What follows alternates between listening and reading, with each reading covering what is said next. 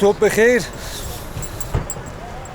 اومدم به ایستگاه قطار تا اینکه قطار رو بگیرم برم به سمت شهر شیان. ساعت 8 صبح و قطار 5 دقیقه به 9 حرکت میکنه. فکر میکنم که وقت کافی داشته باشم.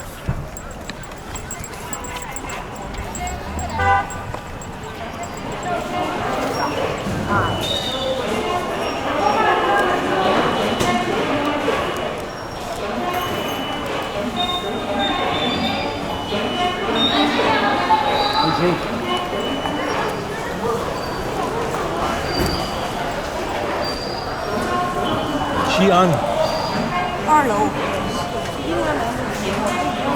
我跑不进嘛。哦，چی باید برم بالا ظاهرا.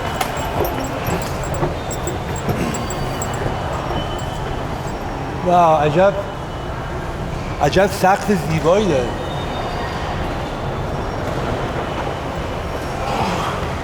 خیلی زیباست.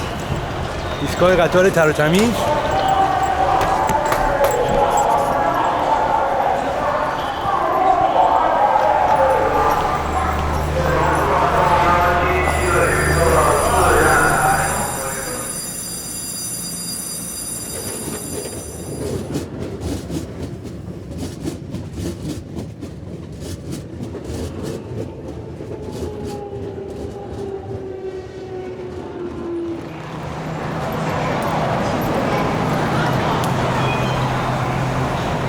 بعد از 6 ساعت بالاخره رسیدم به شیان.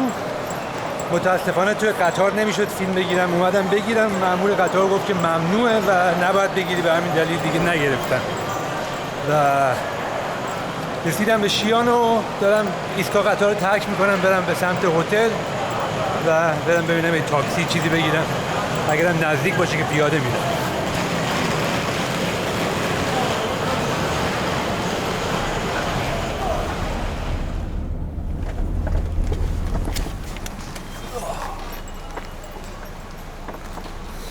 خب رسیدیم.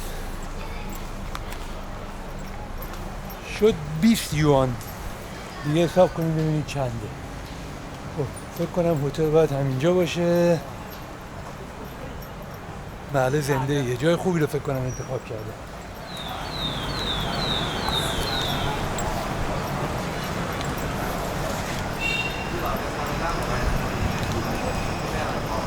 البته اگه درست اومده باشیم چنین چیزی فعلا نمیبینم. البته همه جا هم چینی نوشته. نه اون بره خیابونه فکر کنم. نیا هلو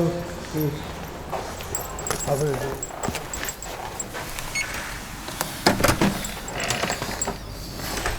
نیا نیا این اتاقمونه. اتاق بدی نیست، خوبه، عالیه.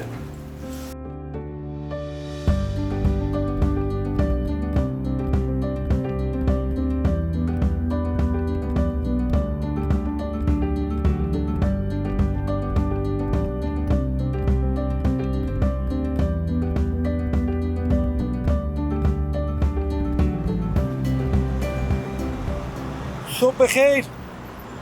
سفر در شهر شیان رو در یک روز آفتابی و بسیار گرم در مقابل یکی از سمبول‌های این شهر یعنی برج ناقوس شروع می‌کنم.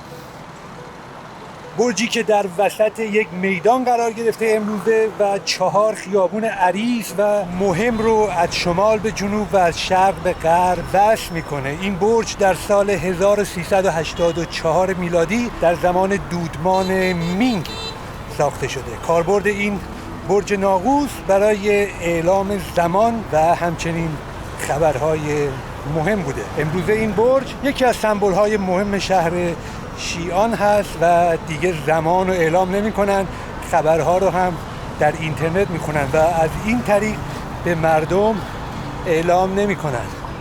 یک دوری می زنیم در شهر شیان. البته اینم باید بگم که دیشب دیگه اومدم بیرون و انقدر خسته بودم که دیگه فیلم نگرفتم. یکم قدم زدم، یک غذایی خوردم و بعد رفتم تخت خوابیدم تا اینکه امروز به اندازه کافی انرژی داشته باشم تا اینکه در شهر بسیار زیبای شیان بتونم قدم بزنم. من واقعا تحت تاثیر کشور چین قرار گرفتم. به دور از انتظار بود و واقعا زیبا، تر و تمیز، مرتب، مدرن، بزرگ و ارگانایز شده هستش.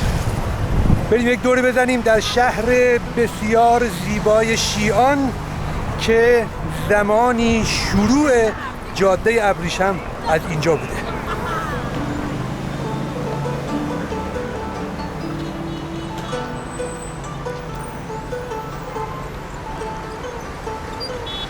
اینجا همه واقعا احترام میذارن به عابر پیاده و توقف میکنن. یکی از بناهای بسیار معروف شهر شیان دیوار این شهر هستش. اون دیوار چین معروف نه، یک دیوار دیگه است با طول 14 کیلومتر که یکی از قدیمی ترین و خوب نگه داشته ترین دیوارها هستش و در حقیقت دیواری بوده برای محافظت از شهر به طول 14 کیلومتر، ارتفاع 12 متر و عرض بین 12 تا 14 متر که در قرن 14 میلادی ساخته شده و یک فضایی حدود 36 کیلومتر مربع رو در بر میگیره. طبیعتاً یک منطقه خیلی بزرگی هست و چندین ورودی داره. این یکی از ورودی هاست و میرم که ببینم باز هست، باز نیست، میشه رفت، نمیشه رفت و به چه صورت هستش.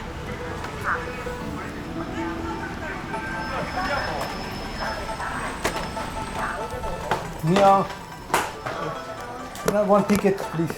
Okay, 54. میا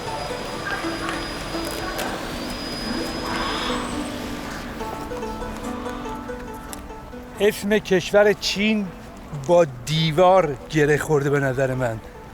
تا اسم چین میاد خیلی از ما ذهنمون میره به سمت دیوار چین که چیز بی ربطی هم نیستش و ظاهراً دیوار در این کشور بسیار مهم بوده و هست و این دیوار هم که در شهر شیان هست بسیار بزرگ و عظیم که طبیعتاً اینو می ساختن اون زمانها برای مقابله در برابر دشمنان خارجی که به این ور حمله می‌کردن. یکی از علت‌هایی که دیوار چین رو در حقیقت ساختن این دیوار در قرن 14 درست شده به خاطر مغول‌ها بوده. هرچند که مغول‌ها بعداً چین رو تسخیر کردن و کوبلای خان شد فرمانروای این منطقه و سلسله یوان رو پایه‌گذاری کرد. واو، واقعاً عالی هستش. بزرگ، همه چیز در چین در مقیاس بزرگ هستش. خیابون‌های پهن، ساختمان‌های بزرگ، دیوارهای قطور، ولی آدم‌های نچندان بزرگ از لحاظ جثه، ولی از لحاظ فکر و اندیشه به نظر من خیلی بزرگ هستش. چین رو به نظر من هر کسی امروزه باید بهتر بشناسه، باید برگرده به قرنها قبل و بیشتر با تاریخ این کشور آشنا بشه تا اینکه چین امروزی رو بتونه درک بکنه که چرا آمریکا اینقدر از چین میترسه و چرا به قول ترامپ میگه رقیب اصلی ما چین هستش نه روسیه. و واقعا هم درست میگه. کشوری که چی بوده حساب بکنین 1949 اگر اشتباه نکنم وقتی که چین جمهوری خلق چین در حقیقت درست شد قبلش چی بود و الان در چه جایگاهی ایستاده، مائو چین رو به کجا برد و در حقیقت کسانی که بعد از ما اومدن با چین چه کار کردن که امروزه چین چنین کشور مهم و با قدرتی هستش که واقعا هم حقشون هست. بهتره که در مورد تاریخ چین بهتر بدونیم تا اینکه شرایط کنونی دنیا رو بتونیم بهتر درک بکنیم. کمی قدم میزنیم با هم بر روی دیوار بزرگ شهر شیان. اینو دوباره تکرار میکنم، جایی که آغاز جاده ابریشم بوده.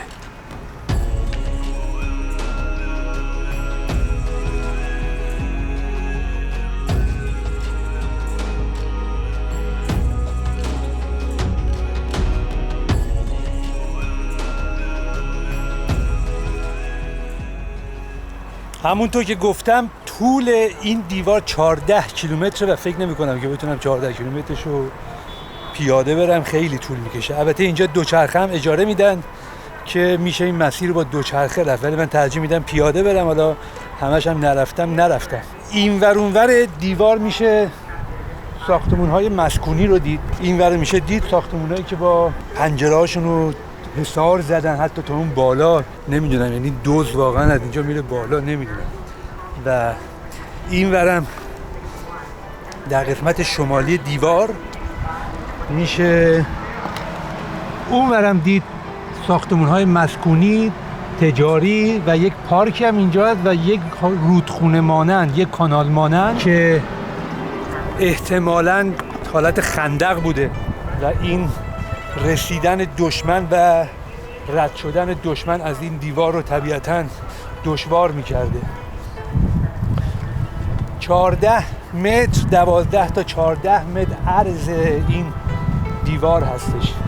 در طی تاریخ چندین بار تخریب شده این دیوار قطور و بزرگ، ولی خب در نهایت اینو درستش کردن و الان هم این دیوار جزو آثار باستانی و در فهرست یونسکو هستش و بهش رسیدگی میکنن. بلیت ورودی به این دیوار برای خارجی‌ها حدود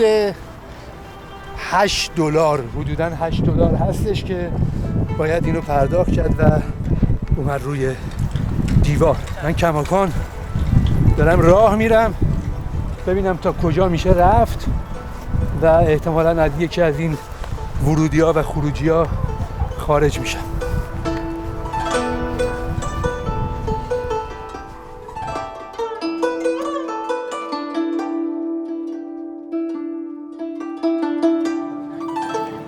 در زمان دودمان هان لباس طبقه اشراف بهش میگفتن هانفو، یعنی لباس هان، دودمان هان و طبقه اشراف اینو میکردن تنشون، ولی بعدها این لباس تبدیل شده به لباس ملی و سنتی چینی ها. اکثر چینی ها از تبار هان هستن و در شهر شیعان و همچنین در شهر هوهوت هم اینجوری بود. خیلی از خانوم ها رو میشه دید، مخصوصا خانوم های جوون، که این لباس رو میکنن تنشون و میان عکس میگیرن با بناهای خیلی معروف اینجا، مخصوصا در شب که عکاس نورپردازی میکنه و اینا میان عکاسی میکنن و در سطح شهر هم میشه خیلی از اینا دید، مثل این دوتا خانومی که دارن الان رد میشن.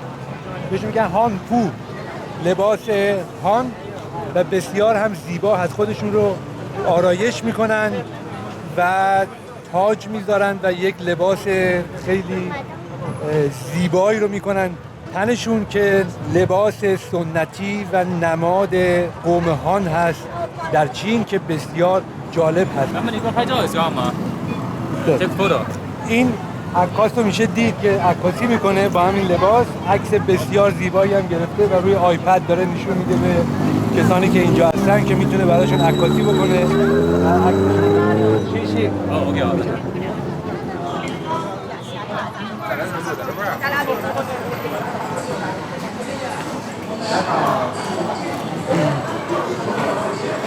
معمولا از عرض خیابون نمیشه رد شد، بعدی جا میشه خط عابر پیاده است، ولی زیرگذرهای خیلی بزرگی وجود داره که میشه از این طرف به اون طرف خیابون رفت. زیرگذرهای خیلی بزرگ که اکثرشون هم ایستگاه مترو هستن.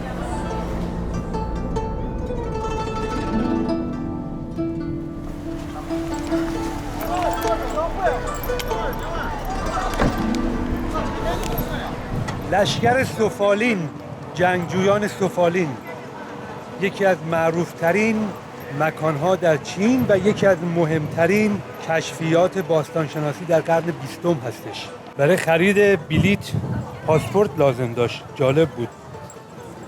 بلیت رو گرفتم و از اینجا ظاهراً باید وارد بشم. اوکی. چیشی؟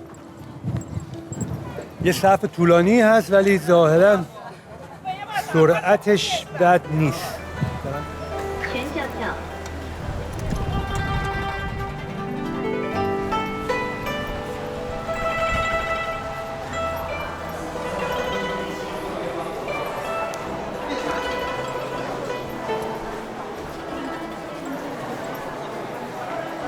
واو اینجاست، اینجاه عجب چیزیه.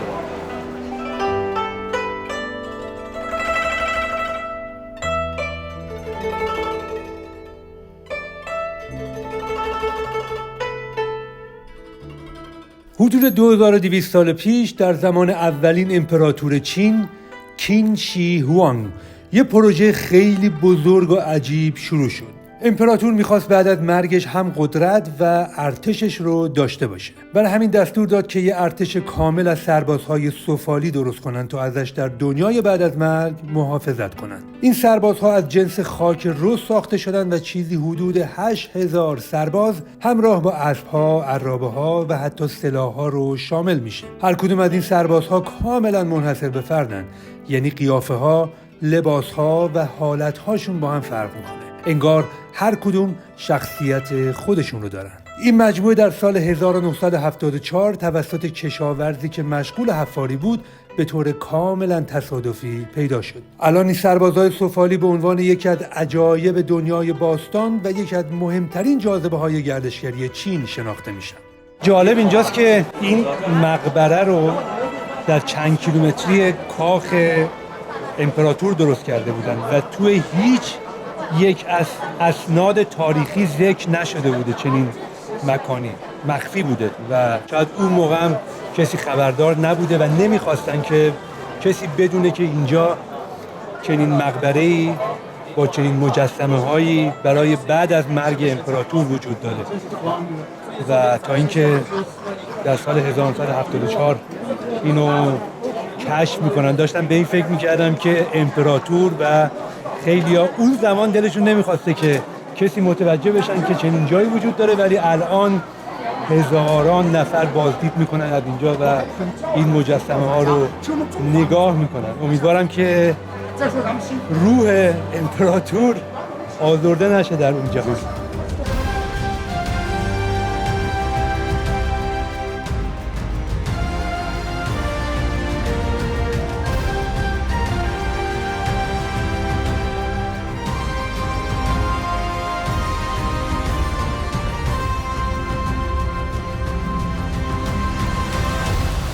جایی که هتل گرفتم در کنار خیابون مسلمانان هست، جایی که پر هست از رستوران‌های مسلمانی و معروف هم هستن. غذاهاشون کیفیت خوبی داره و کلاً در بین خود چینیان خیلی معروف هست. معمولاً اینایی که کباب میکنن مسلمون هستن. حسابی شلوغ هم هست و هر کسی میاد اینجا. البته من توریستی رو تا الان ندیدم، یعنی اگرم باشه از آسیا خب نمیشه تشخیص داد به خاطر چهرهشون. اگه دقت کرده باشین توی آسیای شرق و جنوب شرقی خیلی غذای خیابونی هست. خیلی ها تو خیابون غذا میخورن و فرهنگشون اینجوری هست، کاملا متفاوته با مثلا اروپا. واقعا خوراکی خیلی زیاد، یعنی اینقدر که خوراکی میشه در آسیا دید، هیچ جا دیگه واقعا اینقدر به چشم نمیخوره. این تنوع غذایی که اینا دارن واقعا بی‌نظیر هستش. این کبابیا، اینایی که کباب میکنن خیلی سیخای باریکی دارن و گوشتای تیکه تیکه خیلی ریزی دارن که کباب میکنن. اینا معمولا مسلمون هستن. گوشت گاو هست طبیعتاً و احتمالاً گوسفند، یه جورایی مثل جیگرکی های خودمون میمونه. نمیدونم اینا حالا مسلمونن میشه آبجو هم گرفت، فکر کنم بشه آبجو گرفت. من فکر کنم امشب برم تو مایه کباب. البته قبلش هم یه آبجو میزنم به سلامتی خودم و همه شما تا اینکه حالم جا بیاد بعد از یک روز بسیار گرم و آفتابی که کلی هم راه رفتم. این که کله اردکه، کله اردک، بال اردک، گردن اردک و نوش جونتون همتون اینقدر بخور هستین. ببینم این داره چی کار میکنه، این گوشتا رو اینجوری خورد میکنه. شاید نظرم عوض بشه در مورد کباب. ببینم این چیه.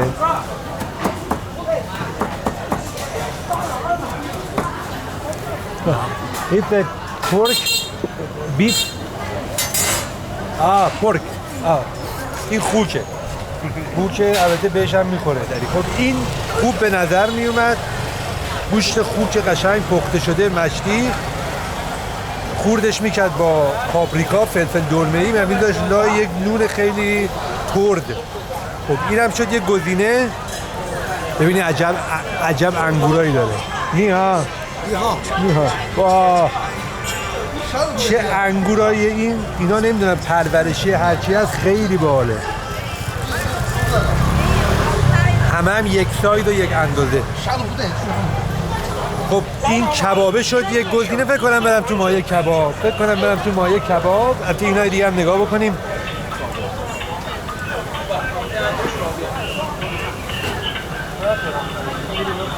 اینا رو نیا فکر کنم اینجا هر کس این سیخش رو انتخاب میکنه و بعد براش کباب میکنن. همه چی هست اینجا، از قارچ و بروکلی گرفته تا گوشت و چیزای دیگه که من واقعا نمیدونم چیه.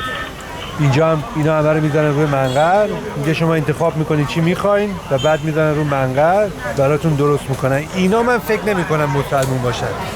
اونایی که قشنگ مثل جیگرکی های خودمون میمونن اینا معمولا مسلمونن. خب این تا الان شماره 1. اینم که بستنی میفروشه. خب اینم که نه این به درد من نمیخوره. من فکر کنم برم تو کار همین رفیقمون جیگرکیه. دیدم آبجو هم داره هرچند مسلمونه.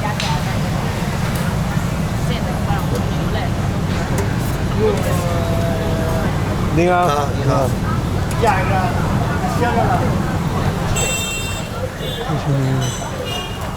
فکر کنم بشینم همینجا.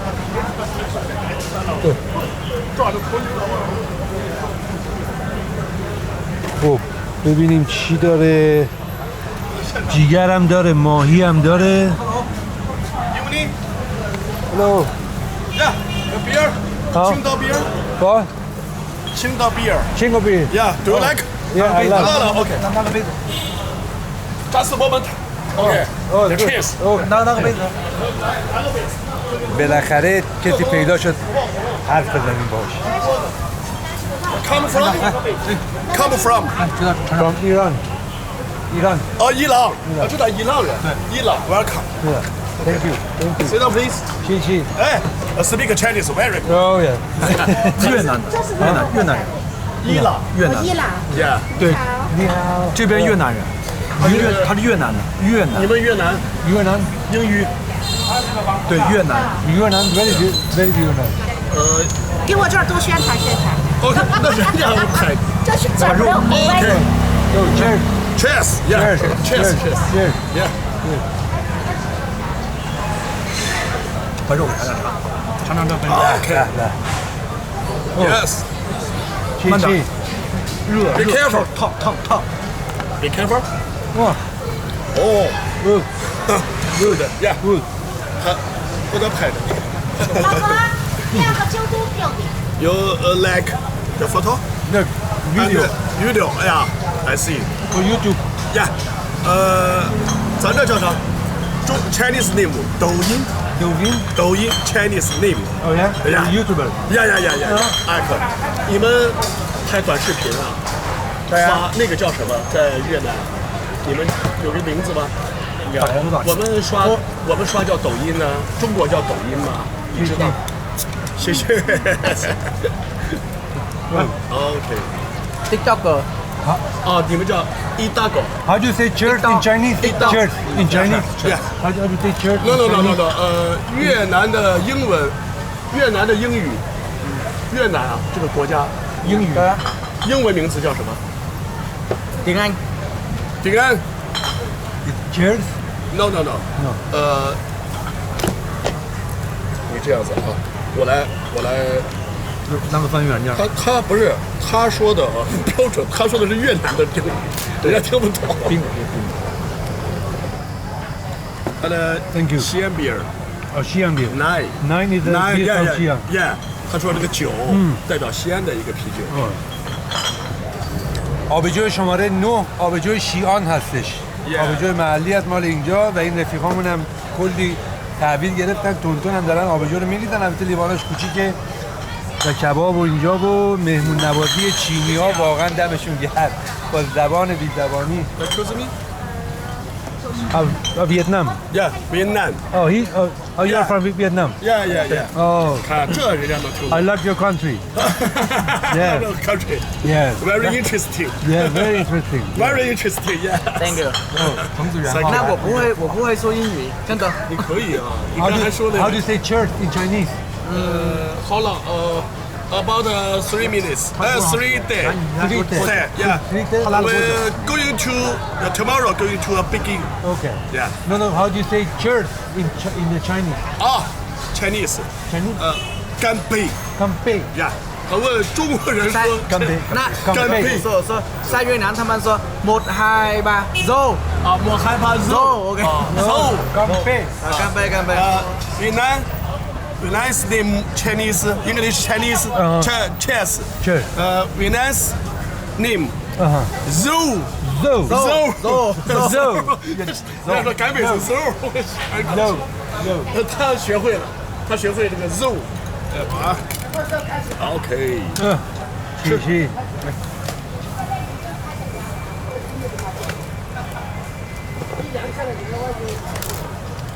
国人的粉人的像不像？给你拿过个过来。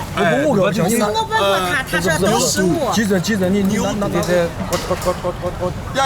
呀门儿哦啊哈呀，他没有见过这个单词，他不吃的。然后 beef اوکی فکر کنم اگه درست متوجه شده باشم یه چیز داخلی گاوه گوساله است حالا یا سیرابیه یا شیردونه یا جیگره یا هر چی هست این اونه این OK 好吃。好吃。 سرعت هم بالاست هم سرعت خوردن هم سرعت نوشیدن 先说一套话，他有句英文他发不了音。 سلامتی 呀，老马蒂 سلامتی 啊，沙巴拉蒂。 سلامتی My name is Vincent. ویلسن Shabaladi. سلامتی چرت Shabaladi Chinese 干杯 کمپی 干杯。 سلامتی 沙拉马蒂啊，伊朗话叫沙巴拉蒂。沙巴拉蒂 سلامتی 干杯。 کمپی Cheers کمپی 泰国人说干杯叫就是基督教早了啊，最后两边最后 اگر اشتباه نکنم دارن در مورد مناقشه ایران و اسرائیل صحبت میکنن و میگه که ایران با آمریکا مشکل داره با اسرائیل جنگ داره یه همچین چیزایی اگه درست متوجه شده باشم داستان اینه Egg, chicken, Milo, and egg, milk. milk Yeah, a change. oh China give egg and milk and they give oil Yes. okay میگه چین تخم مرغ و شیر میده نفت میگیره حالا نمیدونم من اینجوری متوجه شدم یا این اینجوری میگه ولی خب اون چیزی هم که چین به ایران میپردازه در حد همون تخم مرغ و شیره همون تخم مرغ و شیر هم اگر پولش میرسید به مردم ایران خوب بود Now go home. اوکی Yeah. Nice to meet you. Nice to meet you. Nice to meet you. Okay. 好。I'll be in WeChat telephone. Yeah. Okay. We see. Okay. Okay. Have a good 那样 night. 坐的。Good night. bye bye Good night. good night bye bye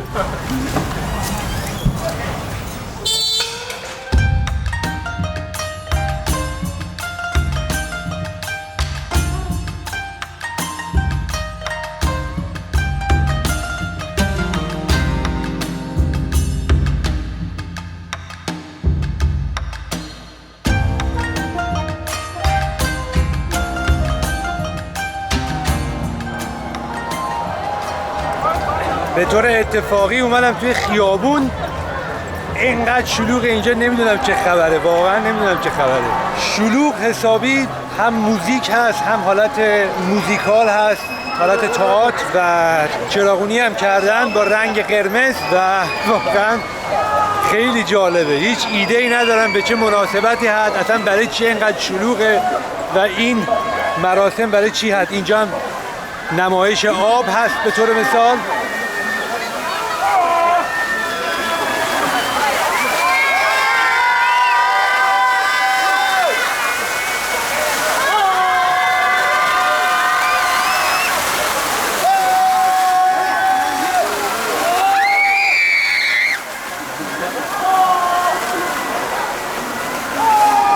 عجب خیابون زیباییه واقعا چقدر زیباست ساختمون‌های بسیار زیبا، چراغونی قرمز و عالی واقعا. اصلا مهم نیست که من بدونم چه خبر هست یا چه خبر نیست، واقعا زیباست.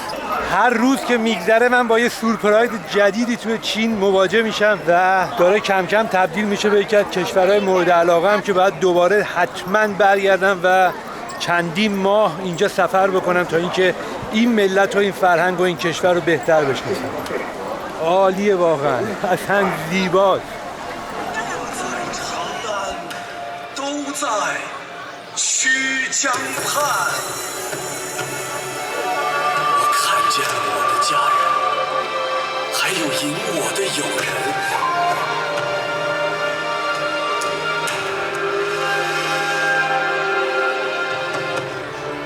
白兄，让我们用浊酒3杯，为白兄洗一尘。